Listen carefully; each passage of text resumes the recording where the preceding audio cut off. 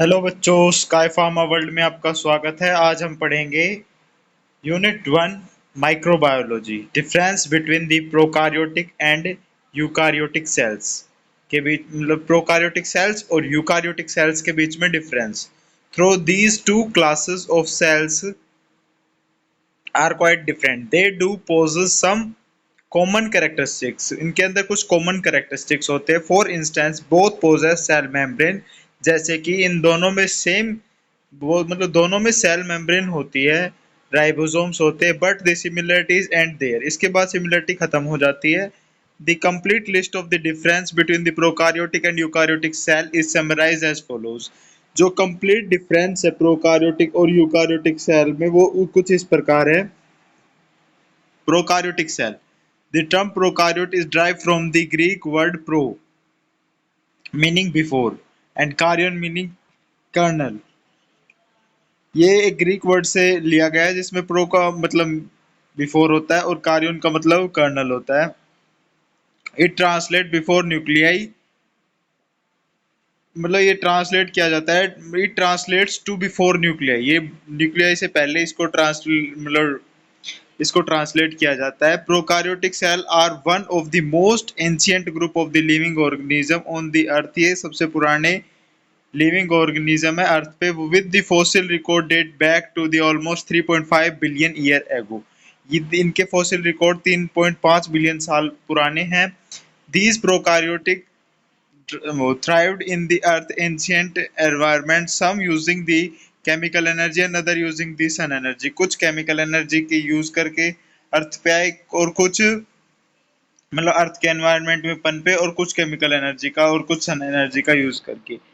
These exo मतलब extremophiles, मतलब extremophiles thrives are for the million of the year evolving and adapting. इनको हजारों साल लग गए, मतलब मिलियन करोड़ों साल लग गए इनको अडॉप्ट होने में अर्थ के एनवायरनमेंट में। Scientist speculated that these organism give rise to the eukaryote. और साइंटिस्ट सोचते हैं कि मतलब मानते हैं ये बात कि जो यूकारियोटिक ऑर्गेनिज्म है उनको जो मतलब फॉर्मेशन हुई वो प्रोकारियोटिक ऑर्गेनिज्म से ही हुई है।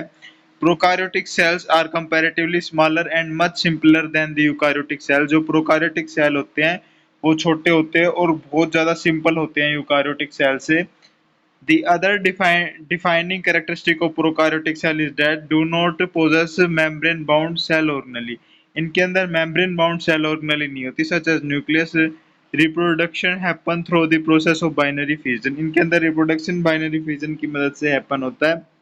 Eukaryotic cells, these cells is derived from the Greek word eu meaning the good, जिसका मतलब गुड होता है, और karyon means kernel, good cell बताया गया है। सीधी बात यह है, therefore translating good for true nuclear. जो गुड है वो ट्रू न्यूक्लियर के लिए ही दिया गया है, इसके अंदर ट्रू न्यूक्लियर प्रेजेंट होती है। Eukaryote are most complex and much larger than the prokaryotic cell. ये बहुत ज्यादा कॉम्प्लेक्स होते हैं और ज्यादा लार्ज साइज के होते हैं प्रोकारियोटिक सेल से। And they include almost all the major kingdom except kingdom Monera. इनके अंदर सारे मेजर किंगडम्स आते हैं बस किंगडम मोनेरा को छोड़कर। Structurally, eukaryote possess a cell wall which support and protects the plasma membrane। Structure के हिसाब से देखें तो यूकारियोटिक सेल्स है वो सेल वॉल को पोजेस करते हैं, विच support and protect the plasma membrane, जो कि उनकी प्लाज्मा मेम्ब्रेन को सपोर्ट करता है और प्रोटेक्ट करता है। जो सेल वॉल होती है उनकी, वो उनकी सेल मेम्ब्रेन को प्रोटेक्ट करती है और सपोर्ट करती है। The cell is surrounded by a plasma membrane and it's control the entry and exit of the certain substance। जो सेल मेम्ब्रेन होती है वो कंट्रोल करती है एंट्री और एग्जिट कुछ सब्सटेंस की। The nuclei contain DNA which is responsible for the storing all genetic information. The nucleus is surrounded by the nuclear membrane. ये न्यूक्लियर होता है, उसके न्यूक्लियाई होता है, उसके अंदर डीएनए होता है, उसके अंदर सारी जेनेटिक इंफॉर्मेशन स्टोर होती है, सबको पता है। And the nucleus is surrounded by the nuclear membrane, और वो की एक न्यूक्लियर मेम्ब्रेन से सराउंड होता है। With in the nucleus exit the nucleolus, it play a crucial role in the synthesizing protein। Nucleus के अंदर न्यूक्लियोलस प्रेजेंट होता है जो कि प्रोटीन सिंथेसिस में हेल्प करता है सेल की। Eukaryotic cell also contain mitochondria which are responsible for the creation of the energy which is then utilised by the cell. Eukaryotic cell होते हैं वो माइटोकॉन्ड्रिया भी कंटेन करते हैं, जो कि रिस्पॉन्सिबल होता है क्रिएशन एनर्जी की क्रिएशन के लिए, which is utilize by the cell, जो कि सेल के द्वारा बाद में यूटिलाइज की जाती है। प्रोकारियोट्स और eukaryotes, type of cells, always unicellular cellular, और ये यूनिसेलुलर भी होते हैं और मल्टीसेलुलर भी होते हैं। साइज, इसका सेल का साइज क्या होता है, 2 माइक्रोमीटर, मतलब 0.2 माइक्रोमीटर से 2 माइक्रोमीटर के बीच में डायमीटर में देखे तो। और इनका साइज होता है 10 माइक्रोमीटर से 100 माइक्रोमीटर के बीच में इन डायमीटर, इनके डायमीटर को देखे तो। Cell wall usually present chemical complex in the nature, मतलब केमिकली कॉम्प्लेक्स सेल वॉल होती है इनकी। और when present chemically simple in nature, इनकी सेल वॉल सिंपल होती है नेचर के अंदर। Nucleus absent, instead they have nucleoid region in the cell, इनके अंदर न्यूक्लियस एब्सेंट होता है, इसके अंदर न्यूक्लियोइड रीजन प्रेजेंट होता है सेल के अंदर। और यूकारियोट में तो सबको पता है कि न्यूक्लियस प्रेजेंट होता है। Ribosomes present smaller in size and spherical in the shape, इनके अंदर राइबोसोम प्रेजेंट होते हैं, स्मॉल साइज के होते हैं, स्फेरिकल शेप के होते हैं। इनके अंदर भी राइबोसोम प्रेजेंट होते हैं यूकारियोट्स के अंदर, comparatively large in size and linear in shape, वो ज्यादा बड़े साइज के होते हैं इनसे और लीनियर शेप के होते हैं। डीएनए अरेंजमेंट, इसके अंदर सर्कुलर डीएनए पाया जाता है, इसके अंदर एक लीनियर डीएनए पाया जाता है, ये मतलब प्रोकारियोट्स के अंदर सर्कुलर डीएनए, यूकारियोट्स के अंदर linear DNA. Mitochondria, mitochondria absent होता है इसके अंदर प्रोकारियोट्स के अंदर, और यूकारियोट्स के अंदर प्रेजेंट होता है। Cytoplasm present but cell organelle absent, cytoplasm तो प्रेजेंट होता है पर सेल ऑर्गेनली एब्सेंट होते हैं। और जो यूकारियोटिक सेल होते हैं उनके अंदर प्रेजेंट होता है साइटोप्लाज्म, और सेल ऑर्गेनली भी प्रेजेंट होते हैं। एंडोप्लाज्मिक रेटिकुलम एब्सेंट होता है इसके अंदर प्रोकारियोट्स के अंदर, और यूकारियोट्स के अंदर प्रेजेंट होता है। प्लाज्मिड प्रोकारियोट्स के अंदर प्रेजेंट होता है, और इसके अंदर वेरी रेयरली फाउंड होता है यूकारियोट्स के अंदर। ये कुछ नई बात है, राय मतलब इसके हिसाब से इसमें सब कुछ एब्सेंट था, इसमें ये चीज प्रेजेंट हो, इसमें रेयरली प्रेजेंट है। Ribosome, small ribosomes, very large ribosome, इसके अंदर स्मॉल साइज का राइबोसोम होता है, इसके अंदर लार्ज साइज का राइबोसोम्स होता है। Lysosomes, lysosomes and the centrosomes are absent, इसके अंदर लाइसोसोम और सेंट्रोसोम्स होते हैं ही नहीं है, और लाइसोसोम और सेंट्रोसोम इसके अंदर प्रेजेंट होते हैं यूकारियोट्स के अंदर। Cell division through binary fission के थ्रू होता है प्रोकारियोट्स के अंदर, और यूकारियोट्स के अंदर माइटोसिस से होता है। Flagella, the flagella are small in the size, जो फ्लैजिला होते हैं वो छोटे साइज के होते हैं, और जो फ्लैजिला इसके अंदर होती है वो ज्यादा बड़े साइज की होती है। रिप्रोडक्शन, इसके अंदर एसेक्सुअल रिप्रोडक्शन होता है, इसके अंदर बहुत सेक्सुअल और एसेक्सुअल रिप्रोडक्शन होता है। एग्जाम्पल है इसका बैक्टीरिया और आर्के, इसका एग्जाम्पल है प्लांट एंड एनिमल सेल। अब पढ़ेंगे cultural media, points to be cover in this topic, इस टॉपिक में हम क्या क्या पॉइंट कवर करेंगे। Introduction, common ingredients of the culture media, types of culture media based on the consistency physical state, type of culture media based on the oxygen requirement, type of culture media based on the chemical composition के हिसाब से और उनकी application के हिसाब से। Type of special purpose culture media, special purpose के लिए कौन कौन से कल्चर मीडिया होते हैं हमारे पास। रोल ऑफ फर्मेंटेशन मीडिया का क्या रोल होता है, और एप्लीकेशन ऑफ कल्चर मीडिया, और कल्चर मीडिया की क्या क्या एप्लीकेशंस होती हैं।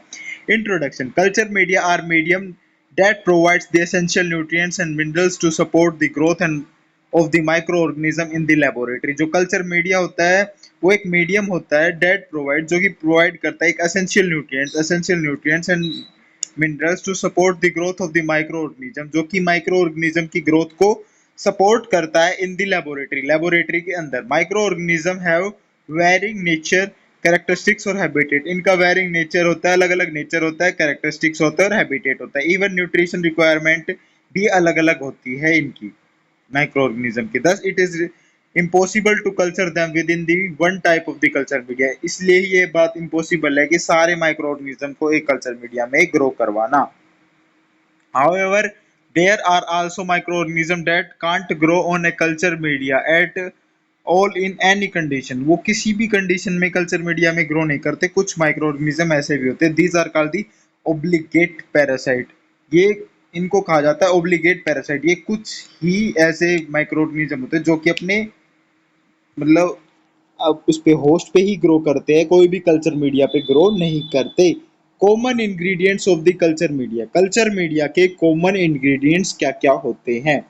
Peptones, beef extracts, yeast extract, distilled water और अगार। पेप्टोन क्या होता है? सोर्स ऑफ कार्बन और नाइट्रोजन। बीफ एक्सट्रैक्ट क्या होता है? Source of amino acid, vitamin और मिनरल्स। यीस्ट एक्सट्रैक्ट एक्सट्रैक्ट क्या होता है? Source of vitamin, carbon, nitrogen. Distilled water तो हम कॉमनली यूज करते हैं मीडिया को बढ़ाने के लिए, और अगार सॉलिडिफाइंग एजेंट की तरह यूज किया जाता है। What is defined media? Defined media क्या होता है? मीडियम क्या होता है, मतलब sorry medium. A defined medium has known quantity of all ingredient like carbon source glucose or glycerol, nitrogen source ammonium salt or nitrate as the inorganic nitrogen, or the medium need in the metabolic nutritional and physiological growth experiments। जो ये medium होते हैं इनकी requirement होती है metabolic nutrition और physiological growth experiments के अंदर।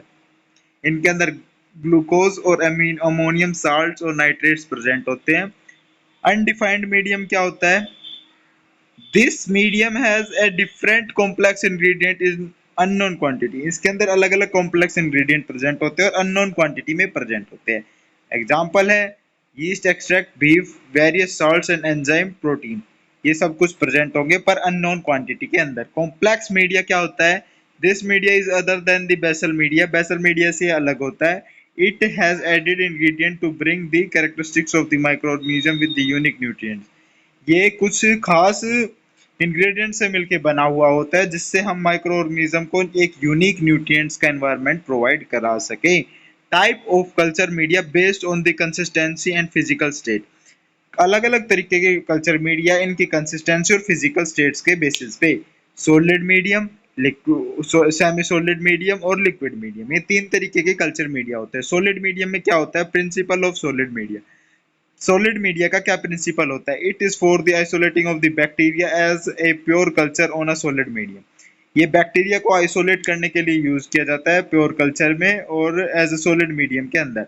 Robert Koch realize the use of the solid media. Robert Koch ने रियलाइज किया था, मतलब उसके क्या क्या यूज हो सकते हैं सॉलिड मीडियम के। Agar is use to harden the media at 1.5 to 2% concentration. Solid media allow the growth of the bacteria as a colony by stretching on the medium. जो सॉलिड मीडिया होता है वो allow करता है growth of bacteria की growth को as a colony के रूप में bye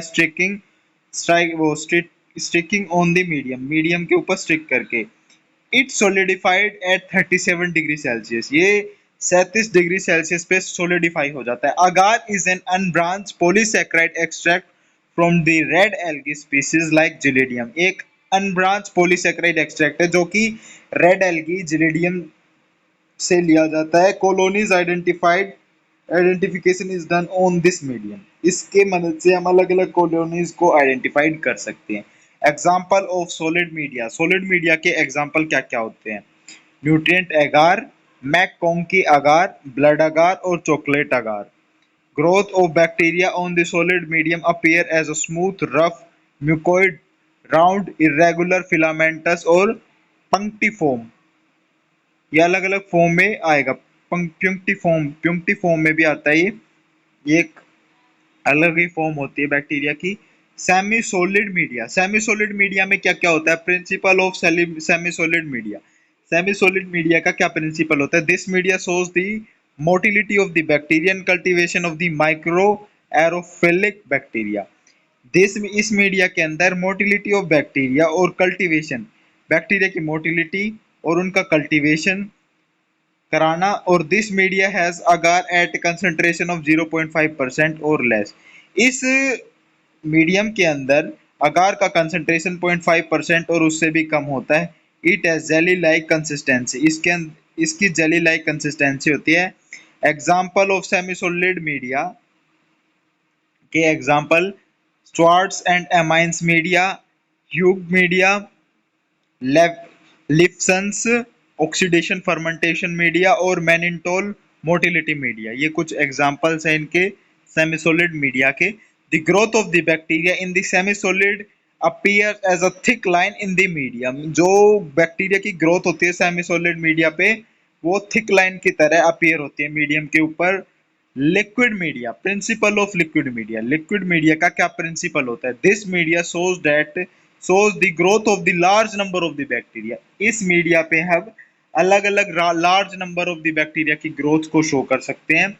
it called broth the allows that allow the bacteria to grow uniformly with turbidity, and the growth occurs at 37 degree Celsius in an incubator for 24 hours।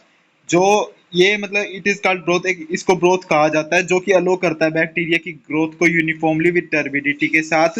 और जो growth occur होती है वो 37 degree Celsius पे होती है और incubate for 24 hours, जिसको ग्रो होने के लिए 24 घंटों के लिए इंक्यूबेट किया जाता है। The liquid media do not have the additional agar. Liquid media के अंदर कोई भी एडिशनल अगार प्रेजेंट नहीं होता। It is for fermentation studies. इसको फर्मेंटेशन स्टडीज के लिए ही यूज किया जाता है। एग्जाम्पल ऑफ लिक्विड मीडिया के एग्जाम्पल न्यूट्रिएंट बोर्थ, टिपिकल सोय बोर्थ और MRVP broth, phenol red carbohydrate broth. growth of the bacteria in the liquid media, turbidity is seen at the end of the boat। जो liquid media पे grow करते हैं उनकी turbidity आखिरी में दिखाई देती है। Type of culture media based on the oxygen requirement. अलग अलग तरीके के कल्चर मीडिया उनकी ऑक्सीजन की रिक्वायरमेंट के बेसिस पे। Micro organism have a different requirement for the growth depending on the oxygen requirement. Micro organism की अलग अलग रिक्वायरमेंट होती है ग्रोथ के लिए, जैसे कि ऑक्सीजन रिक्वायरमेंट एक उनमें से एक है। एरोबिक मीडिया में क्या होता है? In this media it is easy to cultivate microbes on solid media and the growth occurs by keeping the culture in a incubator. Solid media की मदद से हम इसको इंक्यूबेट करा सकते हैं एनारोबिक मीडियम के अंदर। It shows the growth of non fastidious microorganism. इसके अंदर नॉन फास्टिडियस माइक्रो ऑर्गेनिज्म की ग्रोथ हम देख सकते हैं। Example of anaerobic media are liquid media, solid media, peptone water 1% phenol और 0.5% NaCl, 100% water, nutrient agar media, nutrient broth plus 2% agar. ये सब कुछ सॉरी एरोबिक के थे ये अब एनारोबिक के पढ़ेंगे। Anaerobic media, this media cultivate the anaerobic bacteria. इसके अंदर हम एनारोबिक बैक्टीरिया की ग्रोथ कराएंगे। उसमें ऑक्सीजन की प्रेजेंस है, इसमें ऑक्सीजन की एब्सेंस है। लो ऑक्सीजन मतलब reducing the oxygen reduction potential. और anaerobic media contains extra nutrients like vitamin K, hemin, oxygen that get reduced by the physical और chemical process। ये सब कुछ होता है और जो कि रिड्यूस हो जाता है केमिकल और फिजिकल प्रोसेस की मदद से। The addition of the glucose 1%, thioglycolate 0.1%, ascorbic acid 0.1%, 16.05%, iron fillings added to cause the medium to reduce। Iron filings को हम ऐड करते हैं ताकि मीडियम रिड्यूस हो जाए। The medium is boiled in a water bath to force out dissolved oxygen and packed with a sterile paraffin। जो medium है उसको बॉइल किया जाता है वाटर के अंदर, bath to force out dissolve oxygen, ताकि हम उसके अंदर से डिजोल्व ऑक्सीजन को निकाल सके, and pack with sterile paraffin, और पैक कर सके स्टेराइल पैराफिन के अंदर। Example of the anaerobic media. Anaerobic media के एग्जाम्पल क्या क्या? RCM Robertson cooked media, isolated for the Clostridium sp, और thioglycolate broth, it has been a sodium glycolate that maintain the low oxygen. Thioglycolate broth क्या होता है? एक sodium glycolate होता है जो मेंटेन करता है लो ऑक्सीजन को। Type of culture media based on the chemical composition and application है। ये हम नेक्स्ट वीडियो में कवर करेंगे। आज के लिए इतने। वीडियो पसंद आए तो लाइक करो, चैनल को सब्सक्राइब करो। मिलते हैं हम नेक्स्ट वीडियो के अंदर।